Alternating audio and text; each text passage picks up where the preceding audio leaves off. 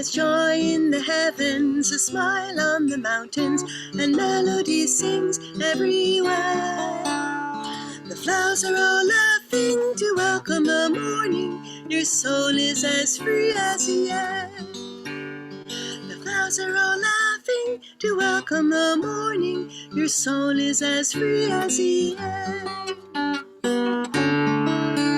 Leave home in the sunshine, dance through a meadow, or sit by a stream and just be. The lilt of the water will gather your worries and carry them down to the sea.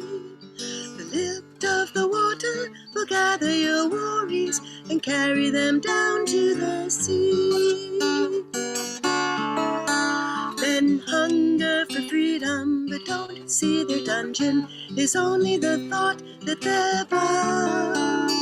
Desires are their shackles, the hope that tomorrow the doorway to joy will be found.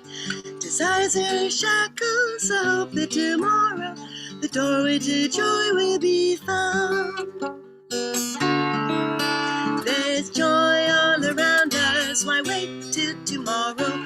We've only this moment to live. The heaven within us is ours for the finding, freedom no riches can give. Our heaven within us is ours for the finding, freedom no riches can give. There's joy in the heavens, a smile on the mountains, and melody sings everywhere. The flowers are all laughing to welcome the morning. Your soul is as free as the air.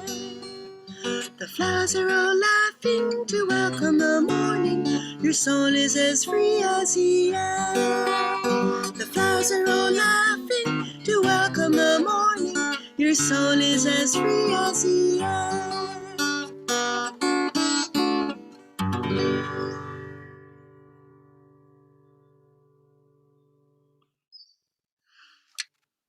Now let's sing together this song, Sisters. Ron, I'd like to play his favorite chant, Ananda Ma, and he loved Divine Mother, and he loved the joy-permeated saint, Ananda Ma, and he had a beautiful picture in his room at the hospice and at his home, and he identified, each one of us come to God, Sri Yukteswar through wisdom, and Yogananda through love, and Ananda Ma through joy, and we all know that joy was just the essence of Ron, and so let's remember him together as we chant to the joy-permeated Mother, Ananda Ma. The words are Bhajamana Mama, Mama, Ananda Mama.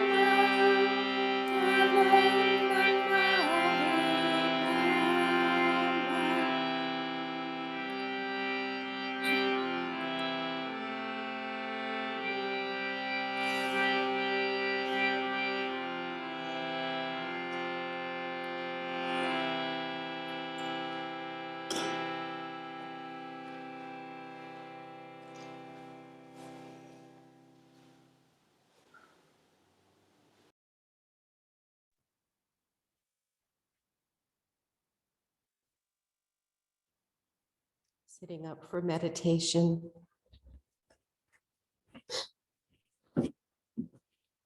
As we celebrate today the eternal now, we'll come into meditation with Swami Kriyananda's spiritual eye meditation. So sitting upright with shoulders back, draw the beautiful love and opening up that heart energy, the Anahata chakra, lifting up to the Ajna chakra, holding and concentrating there at the point between the eyebrows. Visualize a tunnel of golden light and mentally enter that tunnel and feel yourself surrounded by a glorious sense of happiness and freedom. As you move through the tunnel, feel yourself bathed by the light until all worldly thoughts disappear.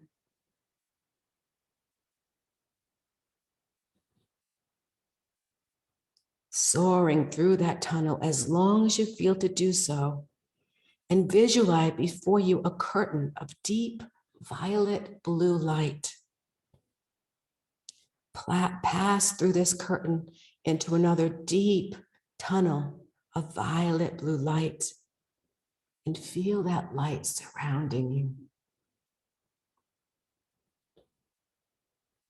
Slowly, the tunnel walls disappear in the blue light. Expand your consciousness into that light, into infinite freedom and bliss. And now there is no tunnel. There is only the all-encompassing blueness and bliss of infinity. And at last, visualize before you a silvery white, five-pointed star of light. Surrender every thought, every feeling into the star of absolute ever-existing bliss. And mentally affirm, I awake in thy light. I awake in thy light. I am joyful. I am free. I awake in thy light.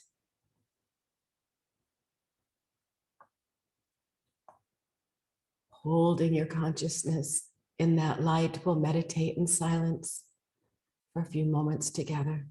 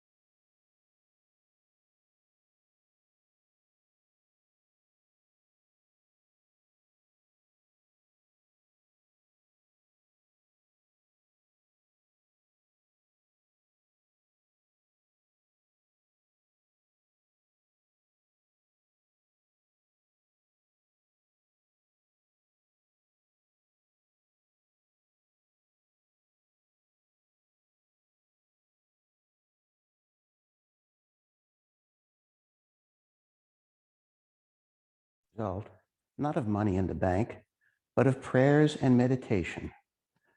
The more one contacts God in meditation, the more he feels descending upon him a blanket, as it were, of inner peace, cooling his body, calming his restless impulses, and thrilling his nerves with ever new delight.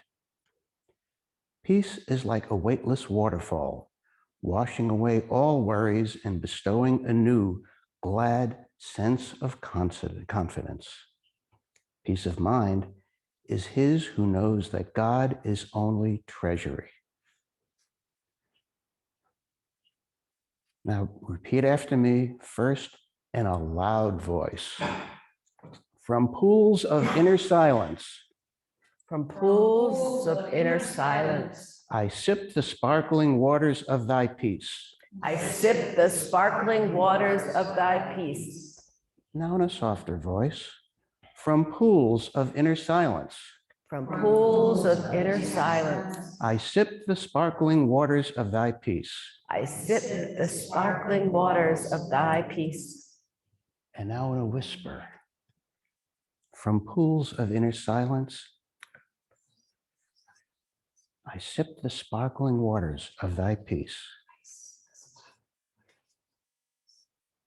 And now, at the subconscious level, repeat the affirmation silently, absorbing it deeply. From pools of inner silence, I sip the sparkling waters of thy peace. From pools of inner silence, I sip the sparkling waters of thy peace. Prayer. All that I own is thine, Lord. Help me to know thee as the river of peace, running silently beneath the sands of my life's experiences.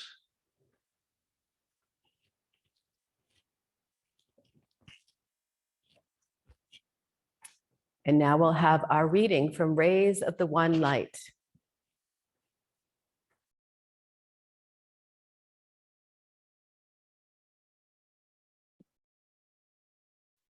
This is a reading of Rays of the One Light, weekly commentaries on the Bible and the Bhagavad Gita by Swami Kriyananda. Week 25, the eternal now. Truth is one and eternal. Realize oneness with it in your deathless self within. The following commentary is based on the teachings of Paramhansa Yogananda. When will I find God? Many devotees have asked this question. Because worldly goals require time, usually for their fulfillment, we might imagine time to be a factor on the spiritual path. And so it is, but only because we think it is. God is as much with us now as he will ever be. It is not he who needs to come to us. We need to come to him. And that process of coming is a matter of transforming our self-perception. In the Gospel of St. John, chapter 4, Jesus Christ says, "Say not ye, there are yet 4 months, and then cometh harvest. Behold, I say unto you, lift up your eyes and look upon the fields, for they are white already with harvest." There is a practical teaching in these words, apart from their statement that we have God already and have only to realize that truth. Jesus is saying, lift up your eyes and look. To hold the eyes uplifted is the best position for meditation. For the seat of superconsciousness lies at the point midway between the eyebrows and the frontal lobes of the brain, just behind that point. This point is known also as the Christ center. By lifting up your eyes and concentrating there, you'll find it easier to enter the state of ecstasy. That is why saints in every religion have often been observed during states of deep inner communion with their eyes uplifted, focused on the inner light, white, as Jesus said, all ready to harvest. The Bhagavad Gita goes into this meditative teaching. In the 6th chapter, it states, holding the spine firm, the neck and head erect and motionless, let the yogi focus his eyes at the starting place of the nose. the point between the eyebrows. Let not his gaze roam elsewhere. In meditation, tell yourself, I have him already. I am alive forever in the divine light. Thus, through Holy Scripture, God has spoken to mankind. Oh, oh, oh.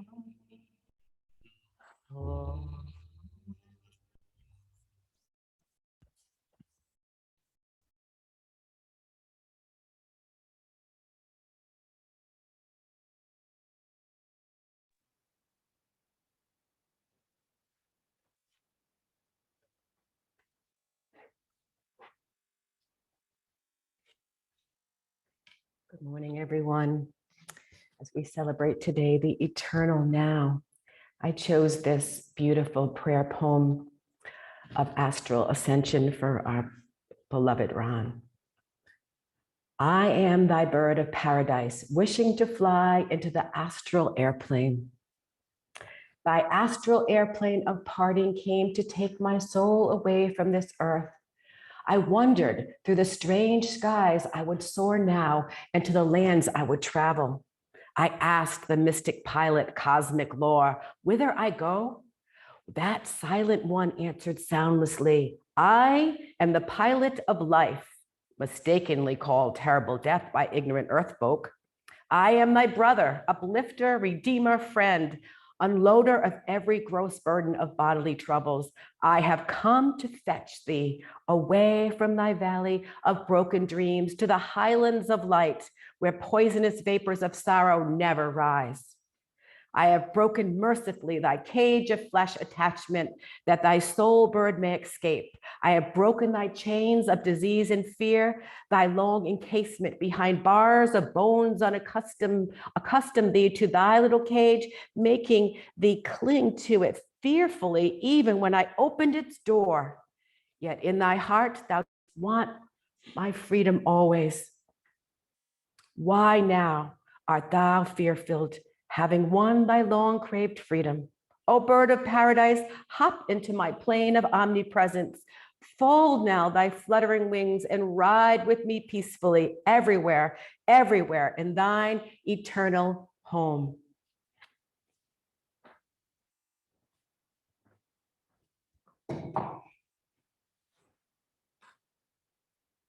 The eternal now, the eternal home, the eternal consciousness, that large S self-perception that we're working to. So in the reading, it says, when will we find God? You know, we can often ask ourselves that question, when am I going to be free of these desires, these habits, these ways of being in the world? When am I going to live in that eternal present, away from the ego's past worries and the future fears, but living in the now, in the beauty, in the omnipresence, in the expansive light of the eternal now? And so there's a story of a great teacher in India, and he heard his devotees asking that question in their hearts, when will I find God? When will I find God? In the reading today, it says we have him already, but that teacher really heard that they needed to hear, you know, when that would really happen for them. So he felt very generous one day after a sadhana. The guru called forth his devotees to gather around him, and each one came up one by one, and he tuned in and he said, you have dedicated your life to God. You will live in the eternal now. You will be free in this lifetime. And the devotee left, and the next devotee came, and he said, oh, your karma is almost finished. You have been so devoted to the beloved.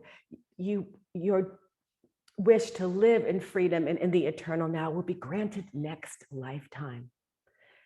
And then a third devotee, someone who was so devoted and open-hearted and really lived the life of a devotee. And he came up to his guru, and the guru said, you will be free in 10,000 lifetimes. And the devotee nodded and walked away.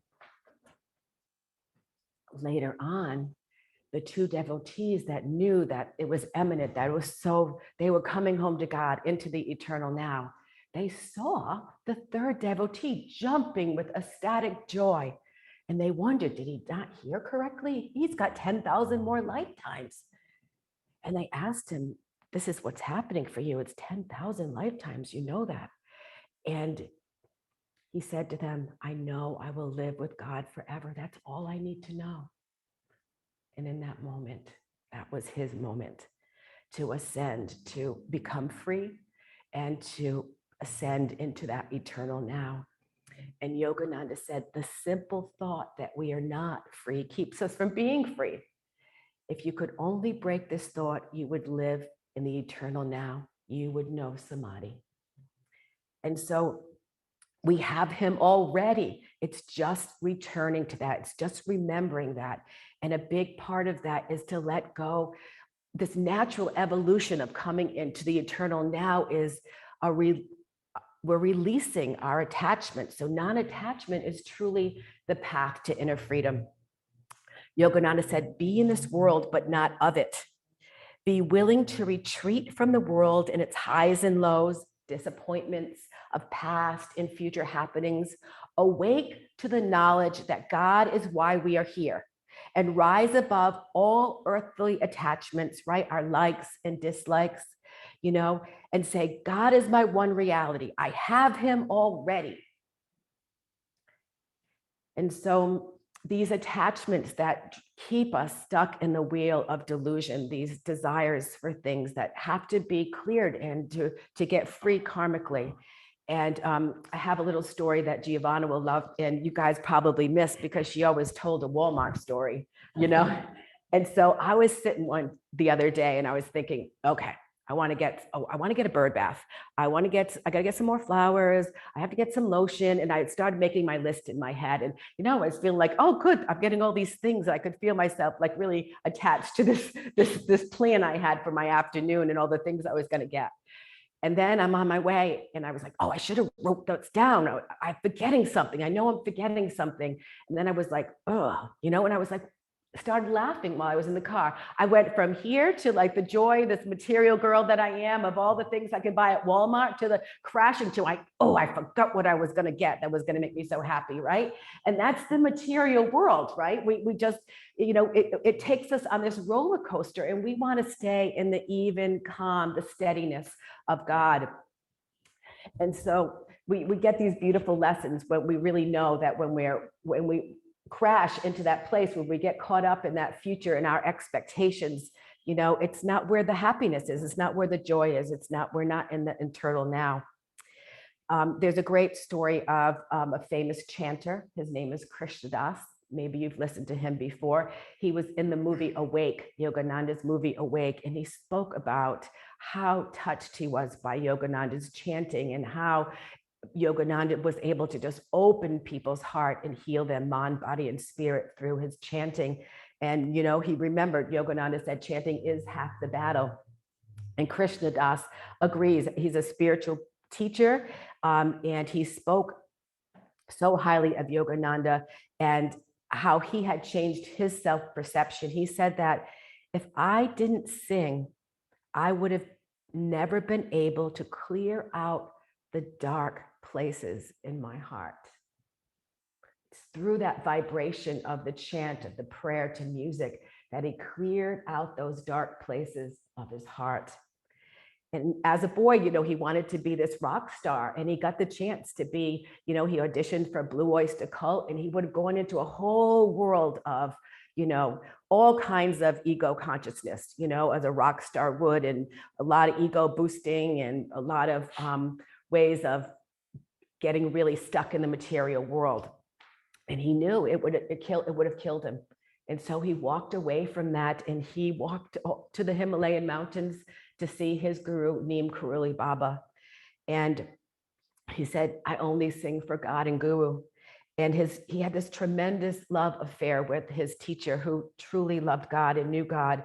And he changed his desire to be a rock star to being, a beautiful star in the universe of cosmic consciousness, and his desire for God raised him out of that ego consciousness, that self-perception, mine, my dream, into a whole big perception where he began to chant and help people know God through his chanting. His desire for being famous turned into his desire for God. And through that, his consciousness was uplifted. His self-perception was lifted. So Yogananda says there are steps to living in the eternal now. And we have to develop the habit of being in the calm presence of God so that day and night, that consciousness remains steadfast. He said it's worth the effort to live in the consciousness of God. So you'll be done with all the enslavement of disease and suffering and fear. Just be with God. That is the be all and end all of life. And into one's life will come happiness and joy beyond all expectation. Blessed is he who makes up his mind never to rest until he has found God.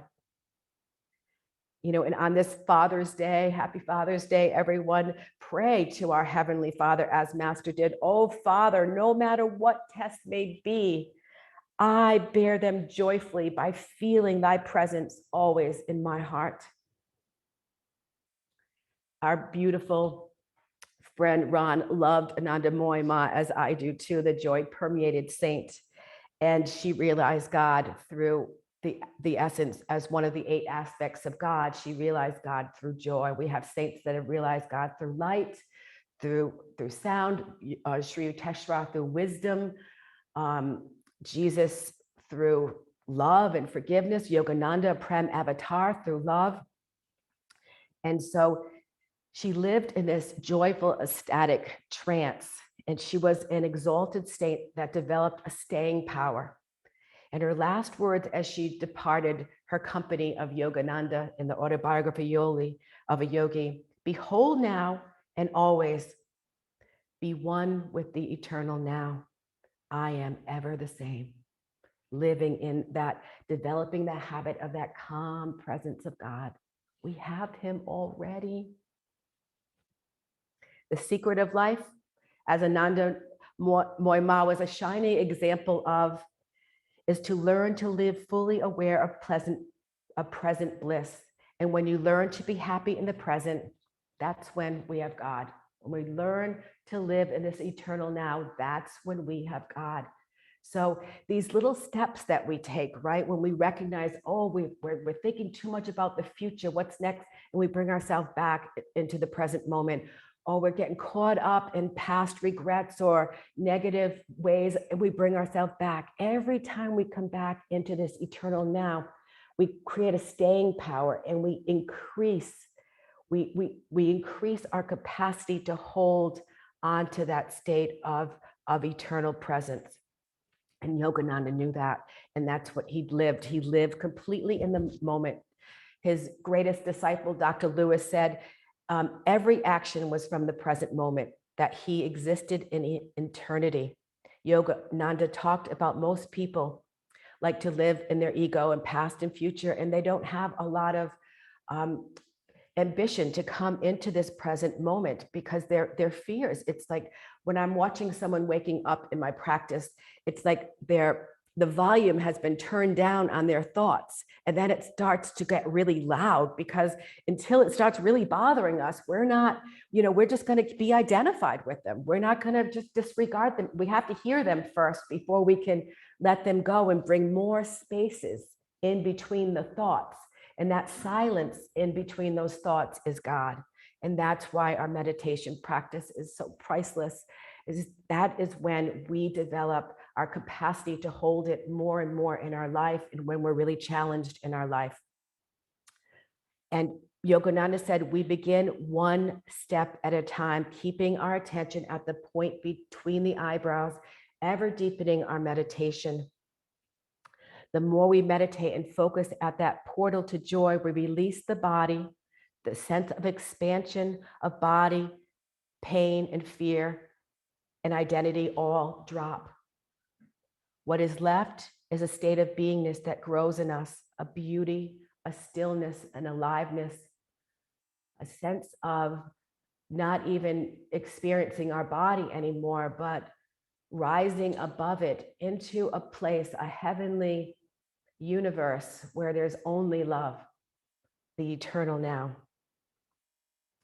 In a vision, as a boy, Yogananda saw himself in a marketplace, and I can imagine it because it was in Bedranath where I went, and it was really hot and then you'd go up the mountains that had all snow on them. So you could start out at 100 degrees and then climb to 0 degrees in one day.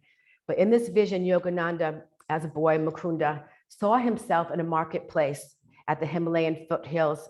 It was hot and crowded and no one seemed happy. You know, it was all about merchandise and buying and selling, and, you know, people were wary. And then every once in a while, someone would look up towards the mountain and have this sense of presence and aliveness and an expansion in their consciousness.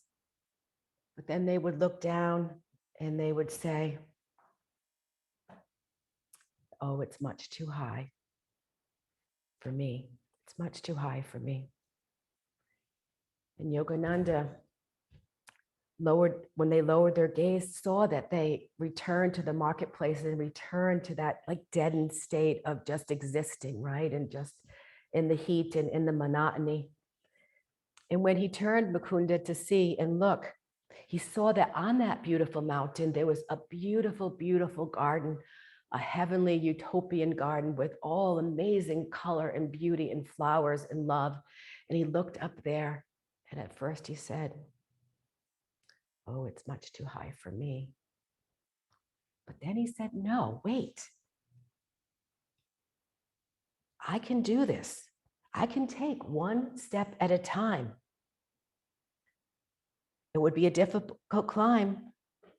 It seems much too high for me, but no, this is not true. I can stay present. If I stay present, I can take one step at a time. Even if it fails, it will be better than to stay in this human existence. Step by step, determined and present, he found his way down up to that heavenly garden. And that's really just such a beautiful metaphor for each one of us, that the spiritual path requires that presence, that willingness to take the first step and the second step, and to do it with the dedication and strength, that knowing that our destination, our beautiful heavenly garden, is there and waiting for us, but we can live heaven on earth. More and more we embrace this heavenly now. We must remember we already have him. We just have to raise our consciousness up to our higher self and go beyond time and space to the eternal now. One step at a time, we grow our capacity to live in this eternal now. We must reach the heights by raising our consciousness all the way to the spiritual eye. Hold your attention there. Really work on this. We're really called this week to really hold our awareness here and draw on that deep concentration, awakening our capacity for divine perception. If you want to make very rapid progress, Yogananda says, keep your mind always centered there. With an open heart and our mind uplifted, our journey into the eternal now is already here. Living in this joyful presence. And when we come into this world, you cried and everyone else was so joyful and smiled.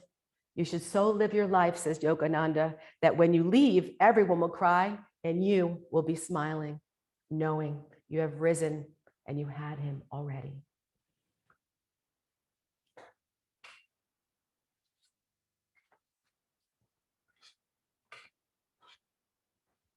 And now we'll have beautiful duty, our offertory, and our song.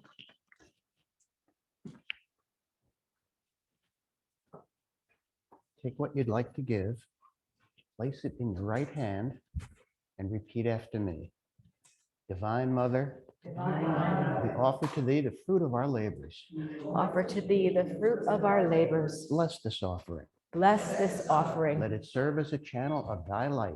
That it serve as a channel of thy light. To truth-seeking souls everywhere. To truth-seeking souls everywhere.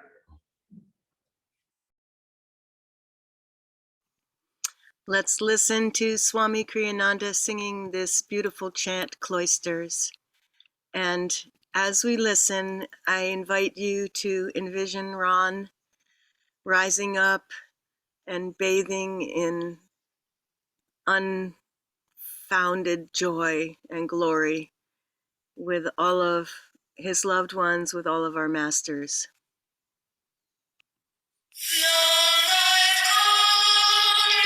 Excuse me, I'm going to try this other one. Yeah, it's this one.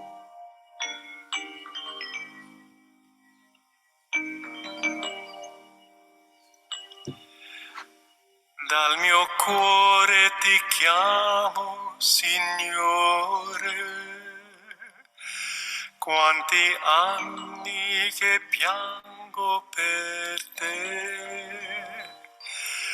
Quanti anni che sogno vederti. O Signor, oggi vieni a me. Non lasciarmi più così solo qui, sono sempre tu, verrai tu. Long I've called you my Lord, long I've called you. Many years I have longed for your sight. Bathe the darkness with tears of devotion. Offered candles in prayer to your light. How much longer, friend, must I cry your name? I am yours, ever yours. Will you come?